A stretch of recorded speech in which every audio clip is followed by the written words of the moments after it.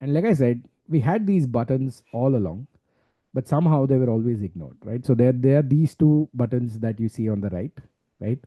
The one is called dictate. The second one is called as voice mode. What I'm going to use is the voice mode. I'm going to start activating it. I'm going to mute it so that I can continue talking to you. Now, I've activated the voice mode. It's listening when, that graphic is moving. I'm going to try and rehearse the interview process with this, right? Hey, I need your help with helping me Of kind of course, I'm mock I'm here to help. interview. Just let me know what you need a hand with and we'll dive right in. Sometimes it can get too enthusiastic. It just did that. I need your help with conducting a mock interview for the role of an AI generalist. I've been training for this role for the past 2 years. I need you to be an absolute grueling interviewer from the company Fireflies.ai. And this is for the role of multiple verticals reporting into one, which they are now calling as the AI generalist. Can we do that? Absolutely, we can do that. I'll step into my grilling interviewer persona from Fireflies AI and we'll treat this like a real mock interview. So let's get started. All right, welcome to the interview. I'm going to jump right in. So this AI generalist role is pretty demanding. We need someone who can handle multiple reporting verticals seamlessly. Tell me, in the past 2 years of your training, how have you prepared yourself to juggle different types of content and technology coverage without losing depth or accuracy? Let's hear how you handle that.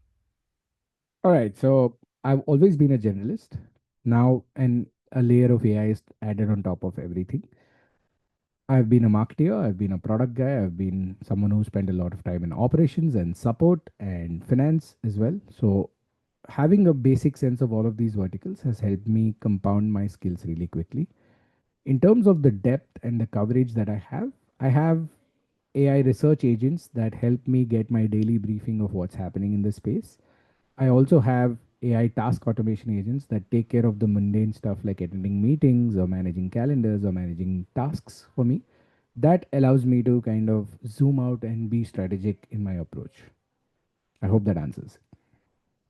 All right, not bad. You've definitely got a lot of breadth there, but let me push you a bit more.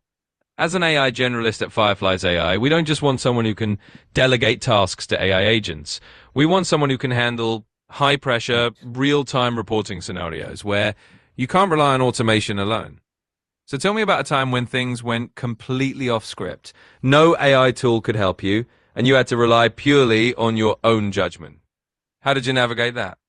All right. So this was for a client project where we were working on a third party no code automation tool to actually do the task of playing the chat bot where it could ask you could ask any questions about weight loss within it.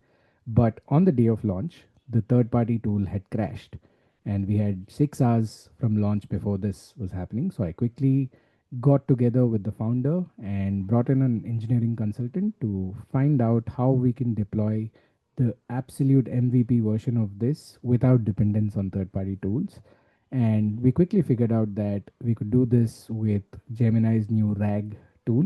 And we ended up deploying a full blown RAG chatbot in about 2 hours, tested it for a couple of hours. And once we were happy with its performance, we just pushed it to production and we were good for launch. All right, that's a solid example. I like that you jumped in and found a workaround under pressure. So you've shown you can pivot when tech fails, which is great. Now let me throw one last curveball your way, since this is a grueling interview after all. In the AI generalist role here, you're going to have to deal not just with technology, but also with a lot of ambiguity, like ethical dilemmas around AI reporting. So tell me, if you were faced with a situation where using AI to generate a story might compromise the truth or might create a biased narrative, how would you handle that tension? We need to know you can stand your ground when it comes to ethical reporting. Hey, I'm going to end it on that because it was getting too grilling for my liking. But you can see that even with AI, an interview setup just pushes you, right? I was, kind of searching and finding words as a part of that conversation because in an interview setup, you're under high pressure. In a, a conversation about your hike, you're under high pressure, right? The more you do it, the more muscle you build, and the more you can do a better job of it.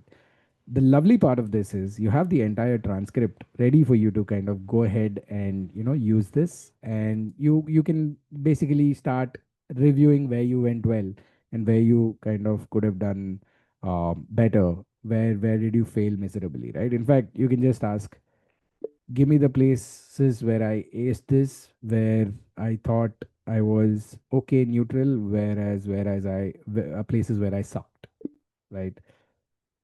Right, and it's gonna give you a clear breakdown of your performance.